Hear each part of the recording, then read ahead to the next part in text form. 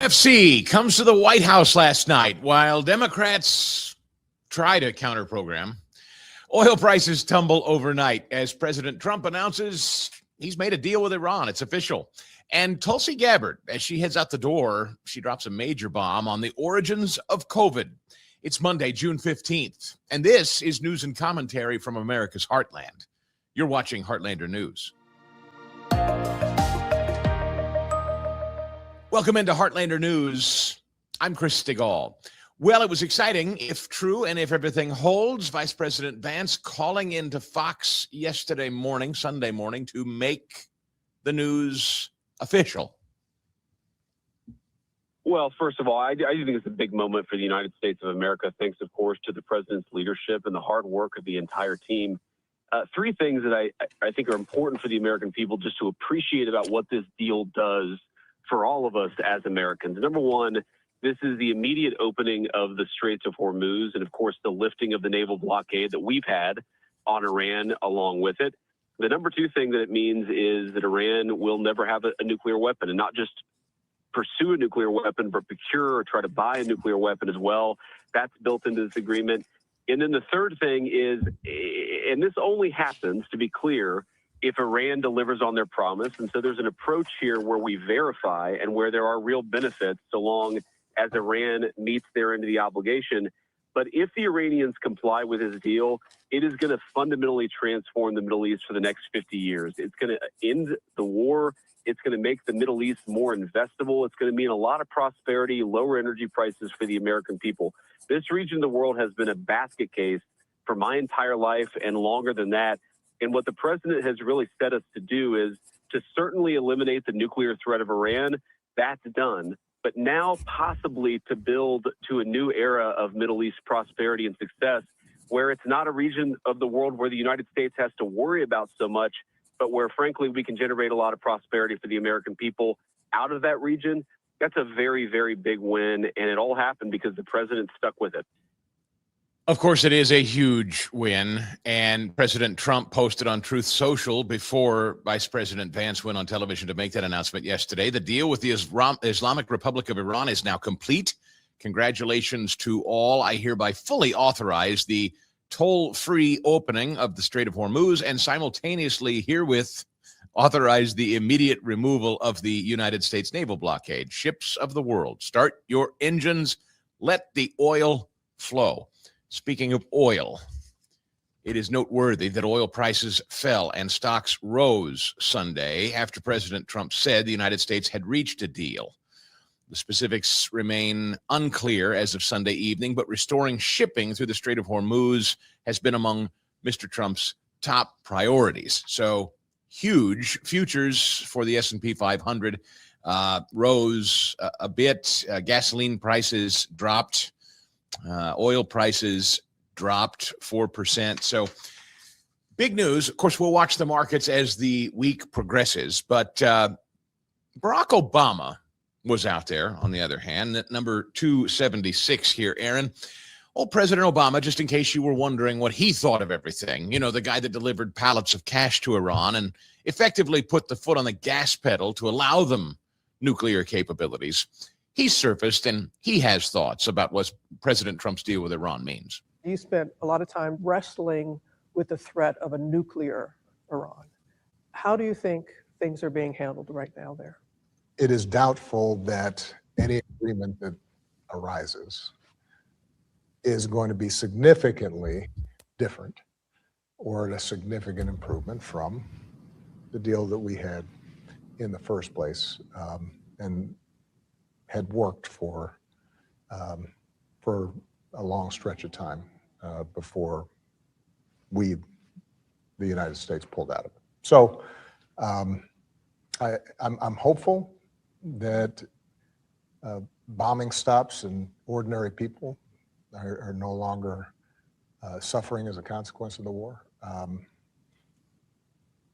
And then in retrospect, it's a reminder that on a lot of difficult foreign policy problems, the notion that we can just bully our way or bomb our way to solutions may sometimes seem appealing But the fact of the matter is that taking the time to explore diplomacy and exhaust the possibilities of coming up with deals that don't solve 100% of the problem, but solve 80, 90% of the problem, while avoiding the necessity of going to war. You'd think we would have learned that lesson by now, but it seems like every so often we have to relearn that lesson again.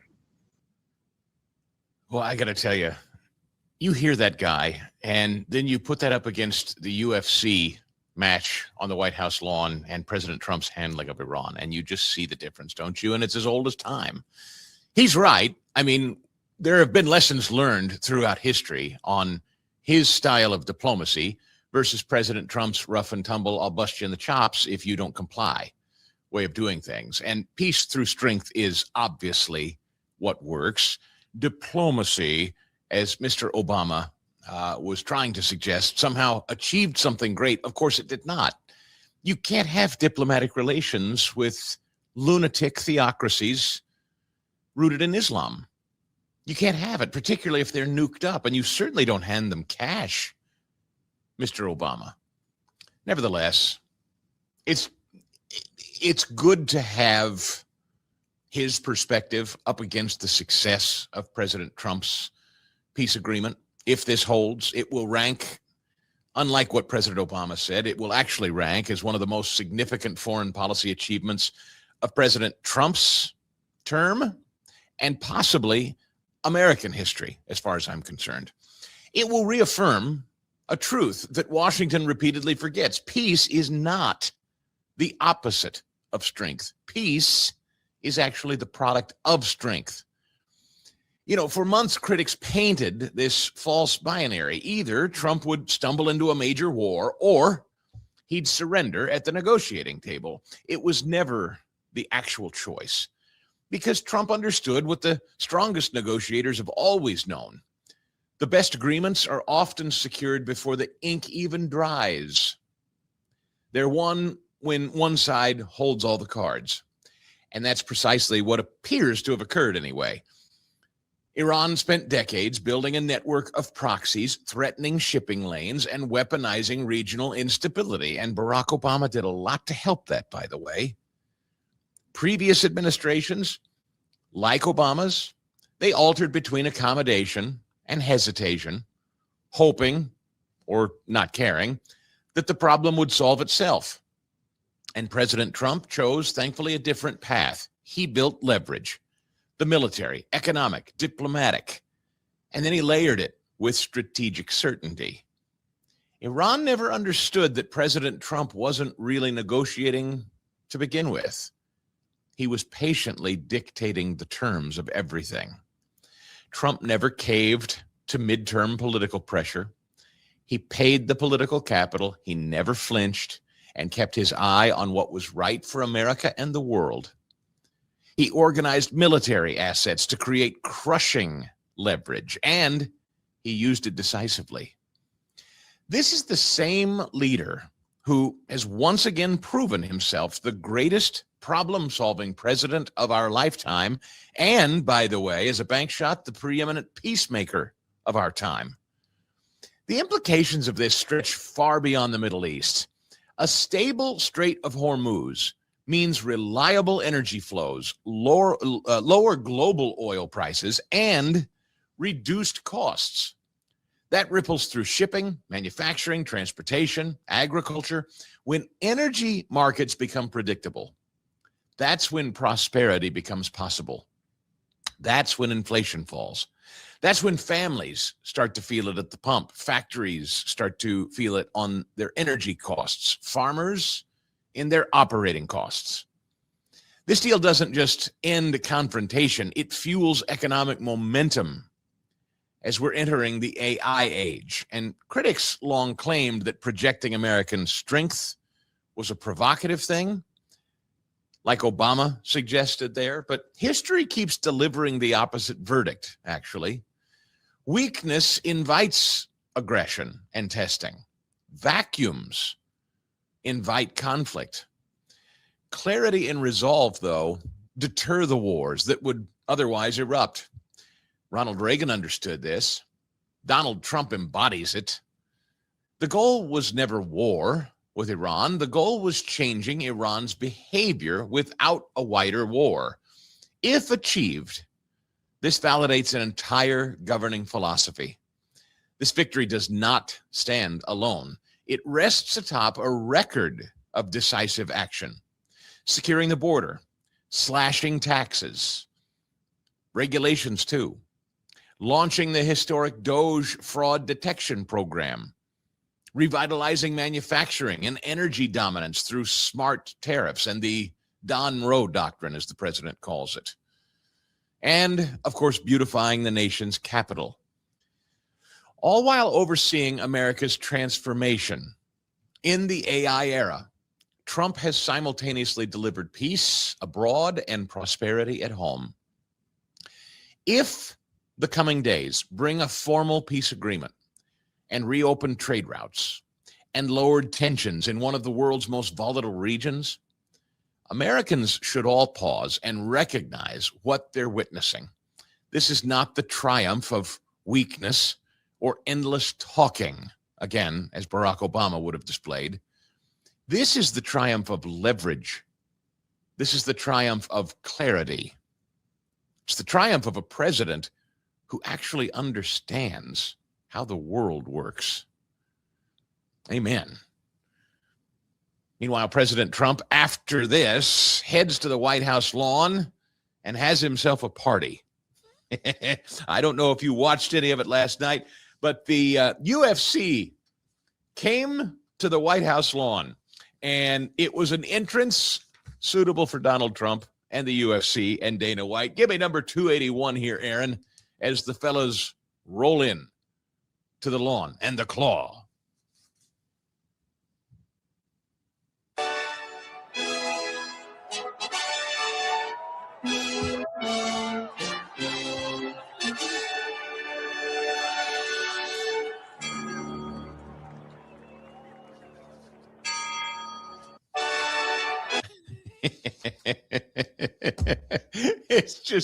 It's fantastic. And then an epic flyover after the event. I don't know if you saw the thousands of people that had converged out there in the mall to continue to watch, even those that couldn't get in the immediate White House grounds, but watch the flyover here after.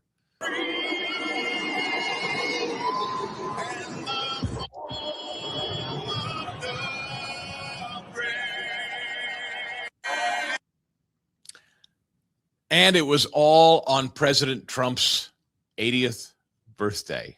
By the way, I don't have it, and we won't play the entire thing, but Dan and Shay, the country artists, sang the national anthem during the World Cup, and it is being passed around all over X and social media. If you didn't see it and you want to watch and listen to an absolutely beautiful rendition of the Star Spangled Banner by Dan and Shay, the country artist, check it out. Go watch it. It'll give you goosebumps, and that's what the whole weekend was. Positively goosebumpy. People are feeling good. There's swagger back in the country, and you can't take it from the country. You can't take the patriotism and pride and sense of strength people are beginning to feel. But boy, they sure want to. The vaudevillian Harry Enton over there at CNN says, people really don't like this. Trust him.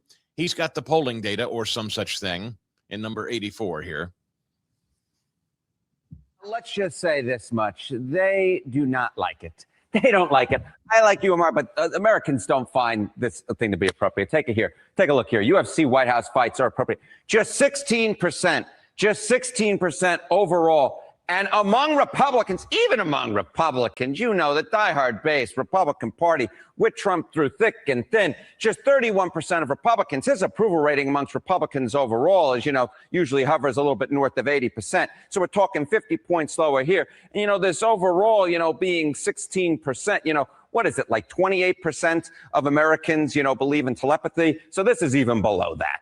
Does this fall into a broader pattern with the White House of voters' minds? Yeah, I think this is the big problem here, Omar, which is, Americans just don't think that Donald Trump and this White House is in touch with them because, they put on stuff like that Americans don't really care about. Take a look here. Say the White House is out of touch with people like you. 60% overall. We're talking about 3 in 5 Americans. And look among independents. 80% of independents say that the White House is out of touch with people like them. So all of a sudden you have a White House that is potentially putting on events such as this UFC fights. And, Americans' top issue is inflation. And what's Trump's net approval rating on that? Like -50? And you go to yourself, okay, appropriate, no on the UFC fights. And then you put it together with what they actually care about. No wonder that the American people say 60% say the White House is out of touch with people like them and 80% of independents. I mean, it's a big push. Why do you think Trump loves the UFC so much? Yeah, okay. We've seen Donald Trump go to these UFC fights before, right? We see that there may be UFC fights, on the White House lawn come this weekend. And, it's because the UFC and MMA is a safe space. It is a safe space. It's a nice place. It's warm and lovely for the President of the United States. Party ID league among fans of MMA. Look at this. Republicans hold the lead among MMA fans. Look at that, +14. Versus soccer, if he goes to the World Cup, I don't think that's going to be friendly territory for the president. Look at that. Democrats hold the party ID lead there of +12. And we know that Donald Trump was booed at the Garden. Look at that. Democrats hold a 28-point lead on fans of the NBA.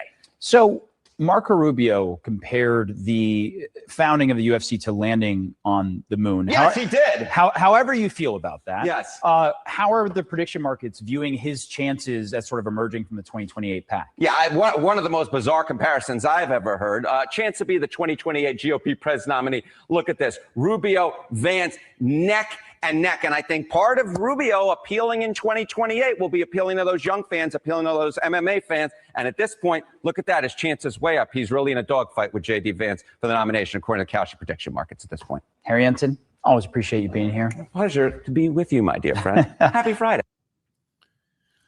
Yeah, and masculinity just dripping from Harry Ensign. I suppose that the American people just love a vaudevillian at a big board and on CNN. This guy, I would like to see the data points on the number of people who find the UFC fight inappropriate. It was President Trump's birthday. Yes, he personally enjoys the UFC. Aaron, I don't know. I'm not a UFC guy. I mean, to be honest, I don't know much about it. I don't know MMA. I don't know UFC. I don't follow that stuff. Do you? Out of curiosity? No, not really. Okay, that's all right. We are probably in the minority as men in the country. The UFC reaches roughly 100 million fans in the United States. I just looked this up while I was listening to Harry Ensign rattle on about how unpopular it is. The UFC events generally generate around 2.4 million per pay-per-view buys, which is an enormous number.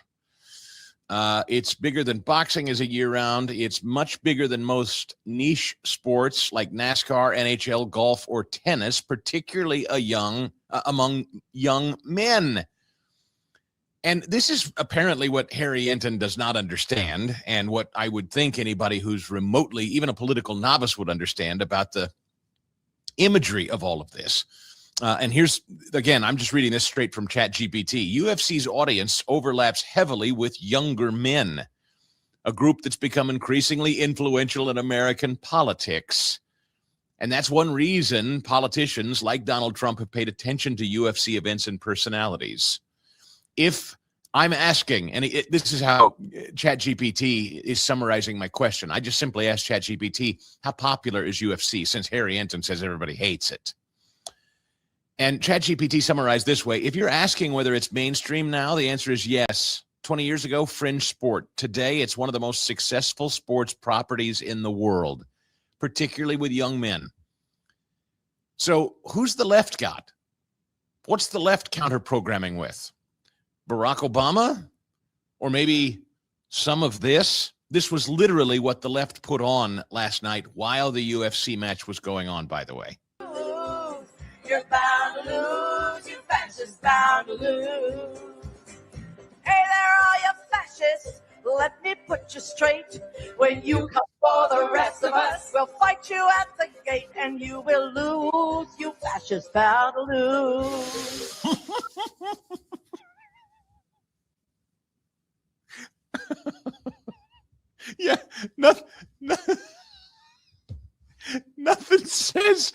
attracting young men to politics like an aging white left-wing woman.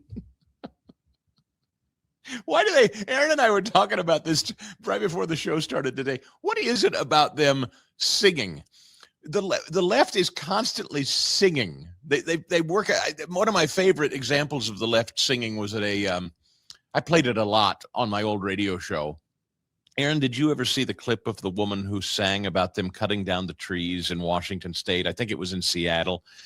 It's one of the finest bits of song and performance art you're ever going to watch, and I encourage you to go look it up. I didn't start really watching or seeing them until Doge last year, and then there was a lot of Doge songs with really catchy lyrics. It's amazing. They do always sing. And so they put on some. No kidding. That was a counter. I'm not joking. That what you just saw there, Bette Midler and her backup singers there. You fascists, you're bound to lose, or whatever it was she was singing. Apparently, Jane Fonda arranged it, and I forget exactly what it was called. But and I don't even know where. Do you know where you could watch that last night, Aaron? I'm not even sure where it aired. I saw it on social media. She's getting more attention on social media. C-SPAN. C-SPAN. C-SPAN. Of course. Yeah, had one feed, but I don't know where it actually aired. It was something called Rise Up.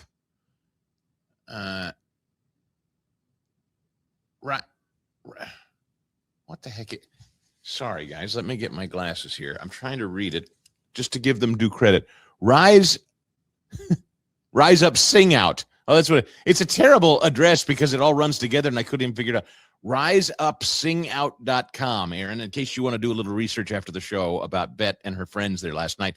riseupsingout.com. And of course, the entire thing is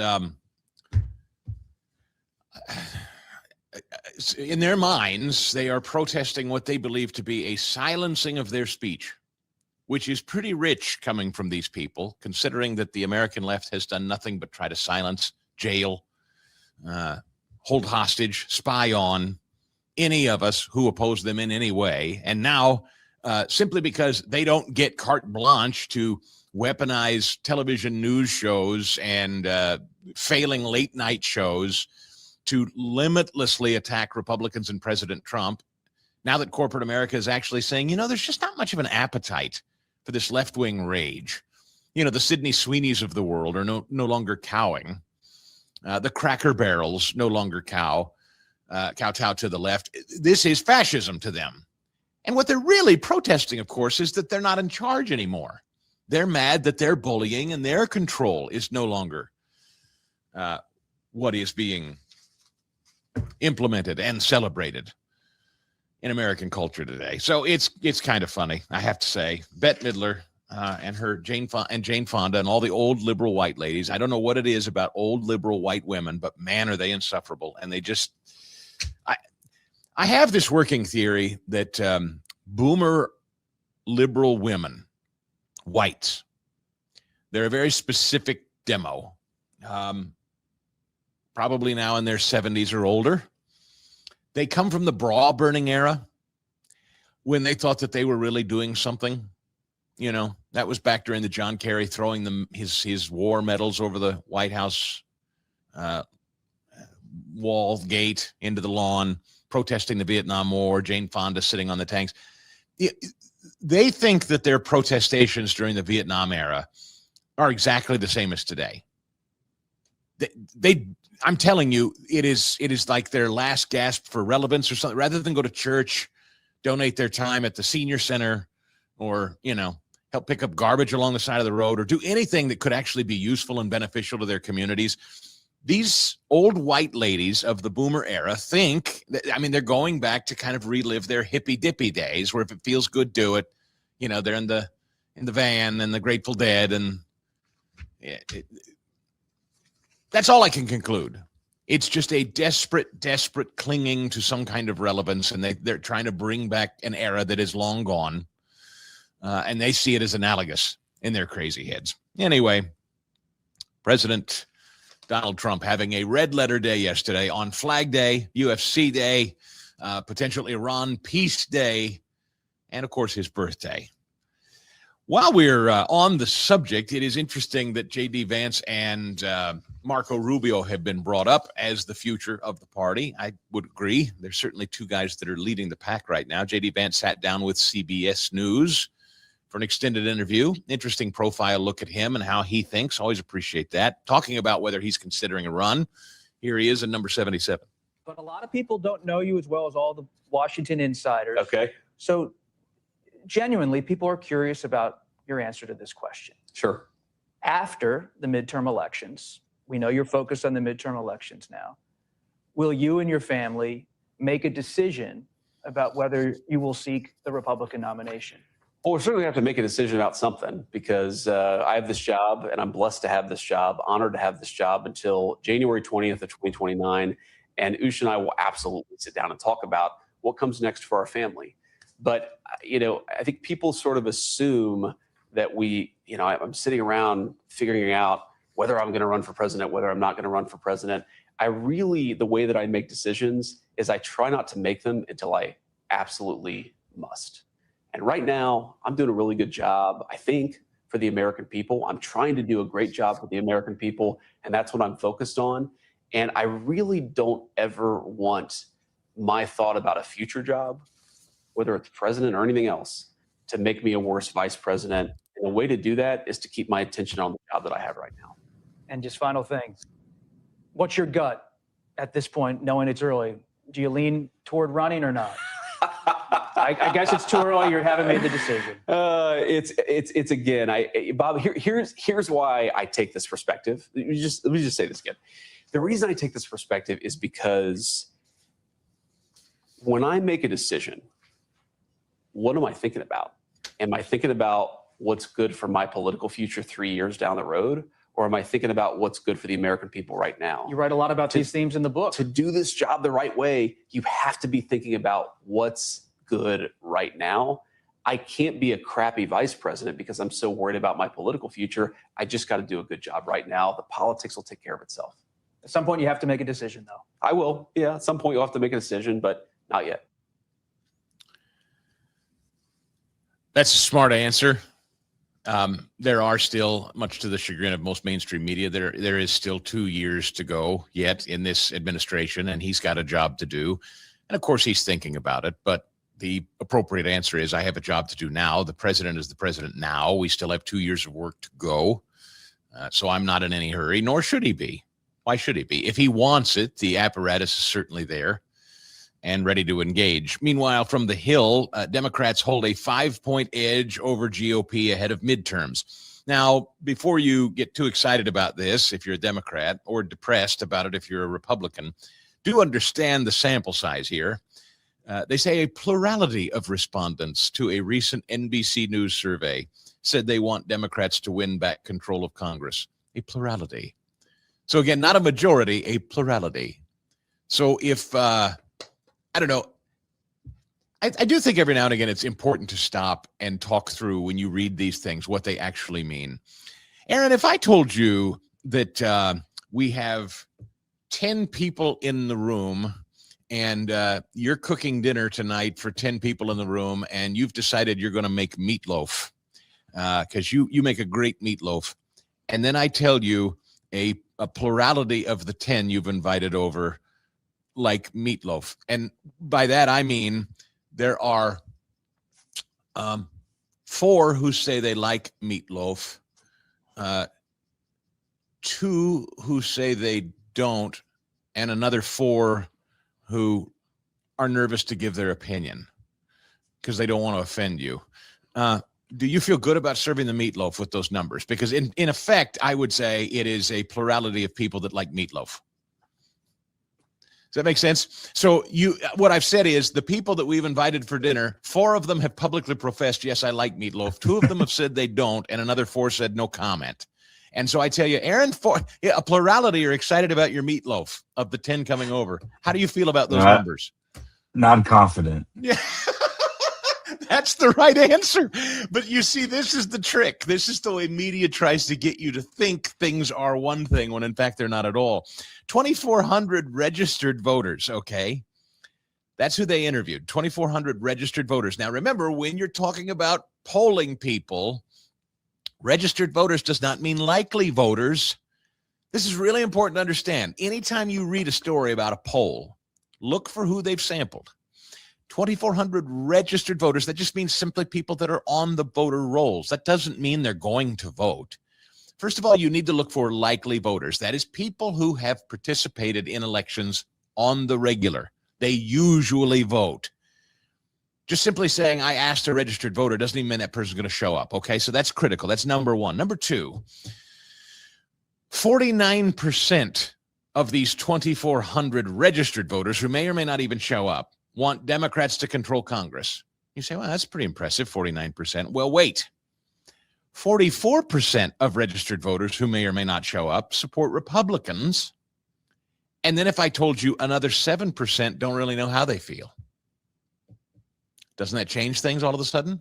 So if I told you that 7% went along with the 44% of those who want Republicans to maintain control, then all of a sudden you'd have a majority, not just a plurality, but a majority of people who want Republicans to be in control. You see how that game is played? So it's meant to leave you with the impression that Democrats are, boy, they're on the come here, and Republicans are really sliding back. Not true. Democrats are offering absolutely nothing, and the polling, if you're honest, actually shows it. It's a jump ball. Meanwhile, in the last month alone, 4 progressive House candidates AOC has endorsed in open primaries have cruised on to victory. She's becoming the kingmaker on the Democrat side. And that's great news. I'll take President Trump and J.D. Vance and their endorsements over AOC's endorsements, and we'll see. And again, I say, when you look at the polling, and it's effectively a jump ball, are there a lot of progressives like Bette Midler, lunatics singing? Yeah, there are. There are a lot of them. Is it most of the country? No. And as progressive politics are implemented and people see what progressives do, they forget after some time how damaging they are. And then something like Trump happens, corrects the record. The media runs us down with endless attacks on President Trump and makes people start to think, oh, I'm so tired of this. I just want to return to whatever it is they imagine they remember. And what they forget is the destruction of the progressive left. And so the progressive left takes over again. They destroy the country. They make life hell. And then another Trump kind of upset comes along. Wash, rinse, repeat. We've been going through this for about 10 years now. But this time I think the American public is too wise. I think they are starting to remember too well, because it wasn't that too long ago that we were living under the regime of the American left, the destruction of the American left, the lies of the American left. And so I'm pretty optimistic that people are eyes wide open about this fall, and we may well be sitting in a place, maybe, not saying it's definitely going to happen, but it would be a big deal if so, historically big.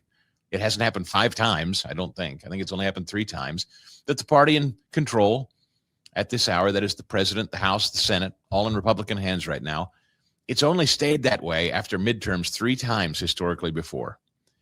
And the Democrats are so awful, we may be making history this fall as we watch perhaps the Republicans continue to maintain control. Back to the J.D. Vance interview for just a minute, because I think it's good stuff. Insight into the vice president and potential future nominee for the GOP, talking about their 4th child on the way and his perspective. I like it. He has found that something in a very meaningful way, and that's really nice. That's something that you want for someone that you love. How do you feel as a couple bringing a 4th child into the world? The world's a kind of a wild place sometimes. Does it bring you anxiety, joy, a little bit of both? Well, my view is that the world is always a chaotic place. There are always dangers in the world. There are always uncertainties.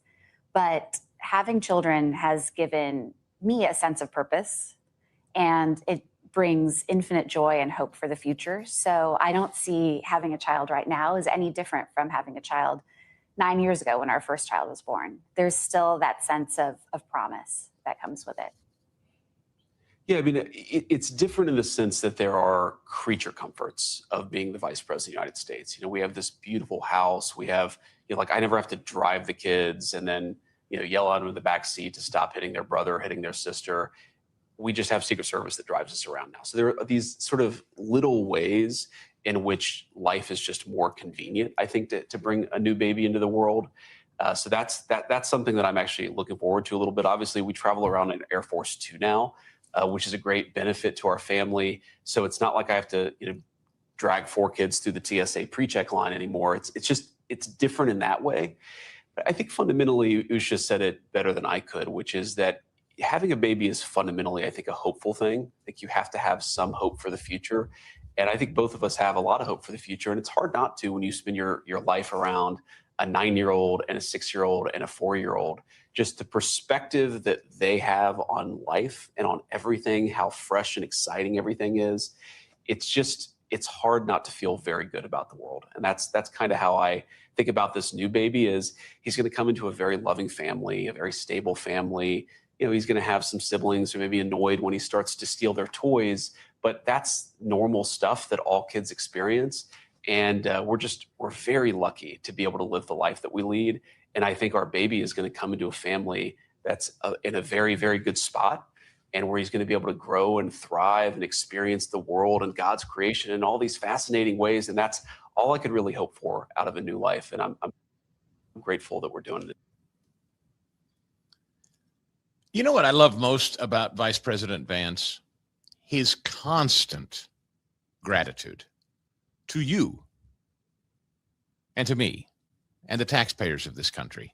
He never misses an opportunity to remind himself and remind us when he speaks to audiences or whomever, specifically when they ask him about his personal life. He never misses an opportunity to say, I'm incredibly blessed. I'm incredibly privileged. I'm incredibly grateful.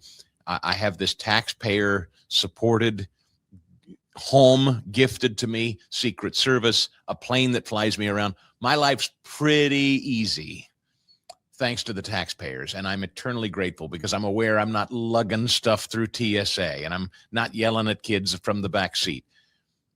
It's important that our leaders recognize that. And you know as well as I do that when you think about people like the Bidens or the Obamas, did they ever talk like that? Did they ever talk about the gratitude they had to the American people for the easy lives they were given courtesy of you and me and our tax dollars? They never talked like that. And you know the thing about President Trump, meanwhile, President Trump has a great life. I mean, he's a billionaire and he is in love with the White House. Obviously, he's constantly decorating it and putting flags up and having parties there, building a new ballroom. President Trump obviously loves and reveres the White House, but he knows he's a temporary steward. It is not his home, nor does he need the trappings of it. He can afford everything that the White House and the taxpayers provide him. And so that's why he doesn't take a salary. And that's why he funds a lot of the stuff that he funds to improve the people's house himself. These are different kinds of people. These are not people who need or crave or lust after or want to hang on to the trappings of power. They're temporary stewards and they are grateful for it for the time that they have. And that, I think, is one of the most impressive attributes of this administration, specifically Vice President Vance and President Trump. I just felt I had to say that. One more from Vice President Vance, talking about his foreign policy point of view, combat in general, while we're talking about the war in Iran, drawing that down, hopefully. And I thought this was an important perspective because people have acted as though President Trump taking it to Iran is somehow going back on his promises. I don't see it as that at all. There's a difference. He always said peace through strength, but he always said it was not about these long, endless, protracted wars. There is a difference. Using strength, using leverage, flexing when you must to achieve a goal is different than committing to 20 years of some kind of foreign entanglement. That's a distinct difference, and Vice President Vance lays it out here. Did you see yourself as someone who was forged by experience in the Marine Corps, served in uniform? Were you more skeptic of a war in the Middle East, broadly speaking? Well, I'd say, by the way, I think the president's like this too. I think both of us are generally skeptical of foreign military entanglements. And I certainly was formed by my time in the Marine Corps to be very skeptical of some of these entanglements. But fundamentally, that doesn't mean you can never use military force. And I think the goal here of preventing the Iranians from having a nuclear weapon, we're going to be successful at that goal. And when we are, that's going to be a very good outcome for the American people. Did you see?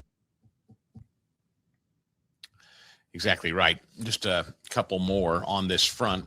A guy named Guerrero U.S. kills leader of Tren de Aragua gang in a strike. Trump posting footage of what appears to be the airstrike showing a green building with a nearby shed being blown up. The U.S. military has killed the leader of Venezuela's Tren de Aragua.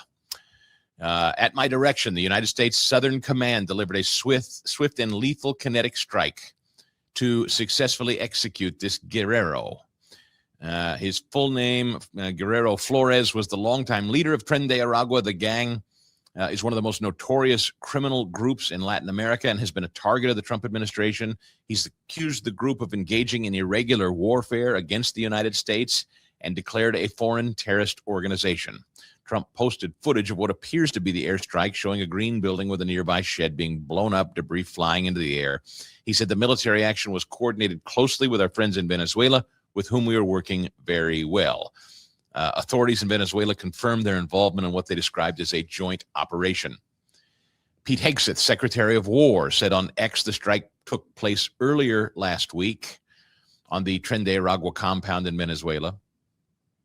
American forces, as you know, seized Nicolas Maduro back in January from his compound in a dramatic overnight raid to face criminal charges in New York. Since then, the United States has sought to tighten ties with Maduro's successor, Rodriguez, lifting sanctions on her and pushing to collaborate on the extraction of Venezuela's oil reserves, which are the most plentiful on Earth. So we now control the most plentiful oil reserves on Earth.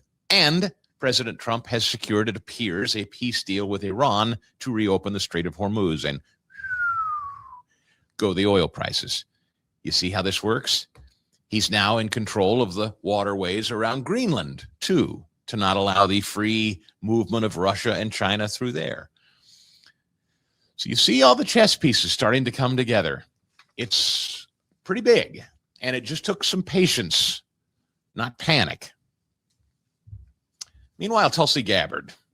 This was pretty big, and I don't know if you caught it. Let's go back. Let's get in the rewind machine first to 2024. One of the most loathsome people from the Obama and Biden era was John Brennan. Now, John Brennan, who, in my view, as former director of the CIA, probably deserves jail time. Here's what he had to say about Tulsi Gabbard back then in 2024 as selected for Director of National Intelligence.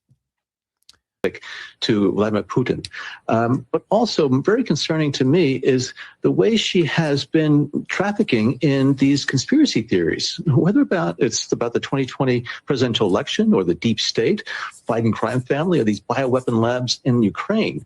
Either she's foolish enough to believe these things, or she knowingly propagates disinformation for her own personal and political objectives. You don't want a person like that at the helm of the U.S. intelligence community at such a challenging time internationally. So again, I think this is, Donald Trump's effort to try to... Just the worst. Just the worst. And here's Tulsi Gabbard now. Remember, she's on her way out the door. Her husband's battling some bone cancer, so she's going to leave her post as Director of National Intelligence soon. And this is one of her parting reports on the origins of COVID. After months of searching through intelligence community holdings and files, today I'm releasing new evidence of longstanding U.S. government funding of more than 120 biolabs in over 30 countries. Now, these biolabs include labs in places like Ukraine, which could be at risk of compromise due to the ongoing Russia-Ukraine war.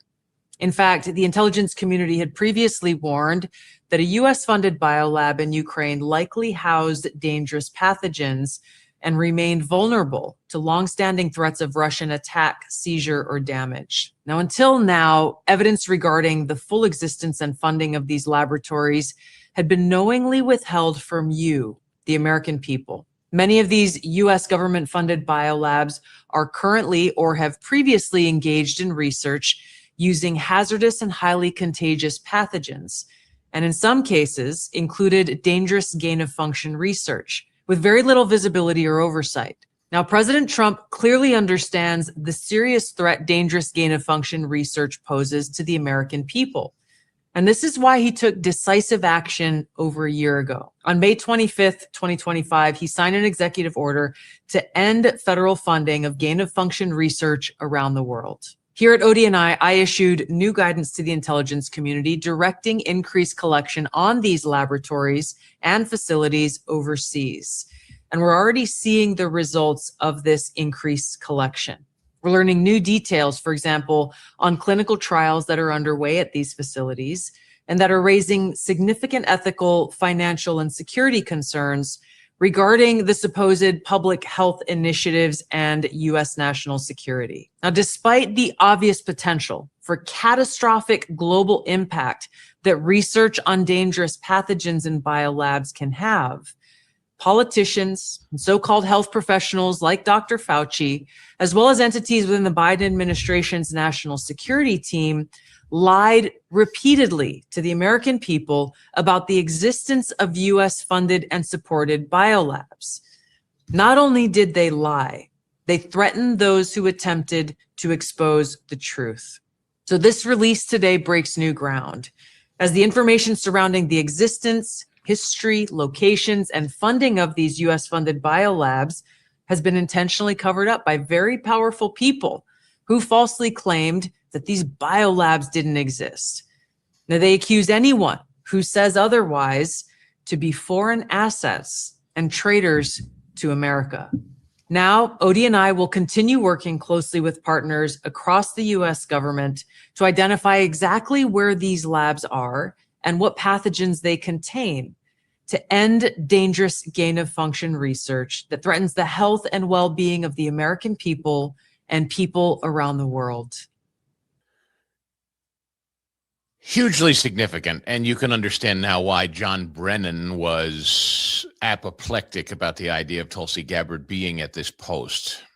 She just blew the lid off of one of the biggest government cover-ups we've seen in years, and John Brennan was likely at the center of it.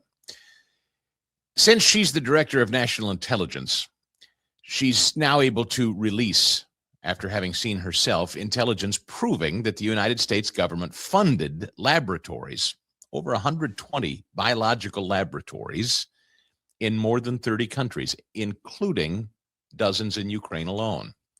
These labs weren't running basic medical tests. They were handling dangerous pathogens like anthrax and Ebola. And as you heard her say, conducting gain-of-function research. It's the exact risky experiments that can turn ordinary viruses into something far more contagious and deadly, just like what most certainly happened with COVID. This wasn't some innocent public health program. This was your tax dollars being funneled into high-risk pathogen work without any kind of oversight, or minimum at best. Tulsi Gabbard connected the dots as directed by President Trump's executive order that shut down federal funding for this dangerous gain-of-function research. And it demands accountability. You know, for years, conservatives who dared to raise red flags about these biolabs, especially the ones in Ukraine, we were treated like criminals. We were called conspiracy theorists, as you heard John Brennan say. In fact, we were shut down. We were silenced. We were censored on social media. We were called Putin puppets. The mainstream media mocked us. Government officials looked us in the eye and lied and smeared anyone brave enough to tell the truth. Cue Bette Midler and her stupid song. Remember all that we've lived through? And yet today, here we are, and now she sings, "You fascist, bound to lose." Hey, Bette, do you hear what I'm saying? We were looked in the eye and told lies and smeared anyone brave enough to actually tell the truth. The official record now confirms exactly what we were saying and smeared for and silenced about all along. These labs were real. They existed. American taxpayer money was supporting them. Risky, reckless research, all covered up. And the people who tried to warn America, what happened to us? We were silenced and destroyed and mocked for it. But what I like about Tulsi is she's not stopping at just exposing the scandal. She's working with the new leadership at the National Institute of Health and Health and Human Services to track down every single one of these labs and identify the dangerous pathogens inside and finally shut down the most reckless experiments. This is the accountability that I've been waiting for and demanding for years. I suspect you too. This is what we voted for. Tulsi Gabbard just delivered a massive victory for transparency and national security. She ripped the mask right off the deep state's dangerous games. She vindicated every truth teller who was attacked and started the long overdue cleanup of this mess to boot. Every conservative needs to understand how big this is. This is what putting America first actually looks like. No more hiding, no more lying, no more risking American lives with secret biolab experiments. It's huge. And it's about time. And I, for one, am grateful. A couple more wins I will just point out today. The TSA is launching something called TSA Gold Plus. What is this? It's a newly launched program that will allow airports to opt into a public-private partnership to handle the security and screening duties that TSA officers often conduct. TSA says the program will allow private security firms to tailor security operations to each airport while still complying with TSA's robust federal security standards. That's good. If only TSA in a public-private partnership could operate the same way and they could implement the same procedures at the post office, we'd be in good hands. Less government or quasi-government, more private sector every time. I don't know if you've been through an airport with a TSA that is run by the federal government versus a TSA that is run by a private security firm. Here in America's heartland, the Kansas City International Airport, which I travel through regularly, it's a private security firm. Flawless. Right through. No waiting. Always on time, very seldom any problem. Even during government shutdowns and whatnot, they aren't shut down because they're not getting paid by taxpayers. That's another thing. If you believe we still need TSA and you want them around, should we wait around for Congress to fund them, or would you rather it be a private entity partnering and contracting with airports? I know what I've watched. I've been stuck in airports run by government agents, and I have flown through airports run by private sector TSA agents. I know what I'd like. I know what I prefer. Speaking of private sector, Elon Musk and his SpaceX began trading Friday at $150 a share, above its listed price of $135 a share, now making him the world's first ever trillionaire following this IPO. And I absolutely loved, and I don't know, it may be boring to listen to. I hate to read it to you if it bores you, and I'm sorry if it does, but I saw a most brilliant post. Elizabeth Warren and others, of course, attacked Elon over the weekend for being a trillionaire. And several people on social media attacked Elon now as a trillionaire. Someone said, for instance, in nature, if a monkey hoarded 1 trillion bananas, the other monkeys would beat that monkey to death and take his bananas, was one post I saw on social media. So you get it, right? This poster on X is likening Elon Musk and his trillionaire status to a monkey that has 1 trillion bananas. And if other monkeys who were hungry saw somebody hoarding that kind of banana, they would beat the hell out of the monkey and steal the bananas. Effectively saying we should beat the hell out of guys like Elon. Nobody deserves $1 trillion. There are people who need money. He's got too much of it. Let's take it. There was a guy named Matt Van Swole on X who responded to this. I absolutely loved his response. And again, I don't mean to bore you by reading this, but it's too good to not. And it was just really thoughtfully written. Using that monkey hoarding 1 trillion bananas and other monkeys beat the monkey to death to steal the bananas theory. Here's how he responded to this. Let's play that out. A monkey hoards 1 trillion bananas. The other monkeys, enraged, beat him to death. They gather around the pile to feast. But oh, wait. There is no pile. It turns out the bananas were actually shares in a banana launching company that the dead monkey founded. The shares were worth $1 trillion because he was alive to run it. Now he's dead, and the banana shares are worth 0. And the stupid monkeys just clubbed their way into a recession. But it gets worse. Half the bananas were tied up in a rocket that supplies bananas to monkeys on the far mountain who had no bananas at all. Another chunk was tied up in a little satellite dish that beamed banana coordinates to the troop after a flood took out their trees. So now they realized they beat to death the only monkey who knew how the dish worked. So the monkeys sit there. No bananas, no rockets, no coordinates to get more bananas, just a dead body and a powerful sense of fairness as they all now become infinitely poorer. Oh, and somewhere a smaller monkey watches the whole thing and quietly decides he will never build anything in front of these animals again. It's pretty profound, isn't it? I thought that was good. Of course, so when you say Elon Musk is a trillionaire, he's a trillionaire on paper through his inventions, through his offerings. And by the way, everybody who was holding SpaceX stock, he made a whole bunch of millionaires that worked for him at SpaceX with this IPO offering, which was huge. You might also be hearing about, and I don't know whether you have or not, ticks. Ticks out there this year are particularly bad. Alpha-gal syndrome, if you're not familiar with it, it's rough stuff. HHS Secretary Robert F. Kennedy Jr. announcing an innovative plan to combat the tick population, which is also closely connected, of course, to Lyme disease.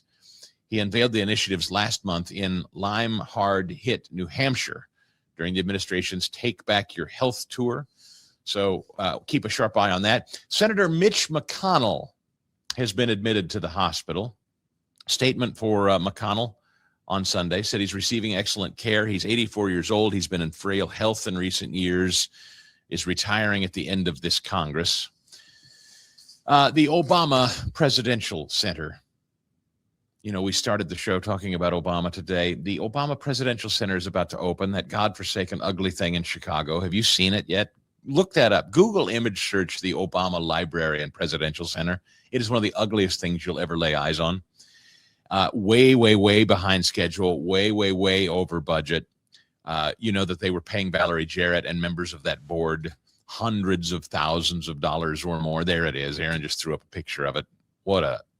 Just the worst looking. That is a presidential library. Good grief. What is that even supposed to be? Nevertheless, contractors and subcontractors involved in the construction of the Obama Presidential Center are claiming they've not been fully paid amid ongoing payment disputes just days before the center is scheduled to open. Shocker. Democrats making promises, overbidding, overpaying, and then not paying the bill when the bill comes due for that monstrosity. Pretty fitting. No friend of the court briefs will be allowed in America's attempted prosecution against James Comey in a North Carolina federal courtroom. District Judge for the Eastern District of North Carolina, Louise Flanagan, on Friday gave a one-page order explaining the discretion available to the court and the route she's chosen. Comey is facing charges tied to his posting of a seashell image spelling out 8647 at Outer Banks. He's facing 2 federal counts of threats against the president. Flanagan writing, no federal rule of criminal procedure or local criminal rule provides for the filing of amicus briefs. It's a matter of this court's discretion whether to allow it. Defendant and the government are ably represented by competent counsel. The case is formally known as the United States of America versus James Bryan Comey Jr. Her order continued. Acting within its discretion, the court provides this notice that no amicus brief will be considered. Accordingly, any future motion requesting permission to file summarily will be denied. So it doesn't look like Comey's going to get a lot of help down there in North Carolina. It's just going to be a straight up Trump administration government versus Comey court fight down there in North Carolina, outside of the jurisdiction of Washington, D.C. and Virginia, where he's enjoyed all of his safety and security. Oh, and one more stupid story. New York City is now considering making Zoran Mamdani's city-owned grocery stores permanent. Now, I can tell you from America's Heartland, Kansas City tried a city-owned grocery store for a little bit. Go ahead and look up, Google that story, Kansas City city-owned grocery store, and you'll read about its fate. New York City Council member Jennifer Gutierrez and some of her colleagues are pushing a proposal to require the establishment of at least 5 municipal grocery stores per borough. Now, grocery stores already operate on the margins. Anybody who is in food sales and grocery sales understands it's not it's a volume game. It is a small margin. Government run anything. Can you imagine a grocery store run by the people that run your local DMV? How's your DMV experience? Put those same people inside your local grocery store. How do you suppose that's going to go? How's the produce going to look? How's the meat department going to look, do you suppose? You feel good about what you're buying there out of the case? Yeah, me either. And that's going to do it today from America's Heartland. Be sure to keep up to date on all the latest news throughout the week. Heartlandernews.com. That's the website. Check it out. They're doing some outstanding work at heartlandernews.com. Also, be sure to subscribe here to Heartlander News on YouTube. Give us a like. I hope you will. Comment, too, if you're so inclined.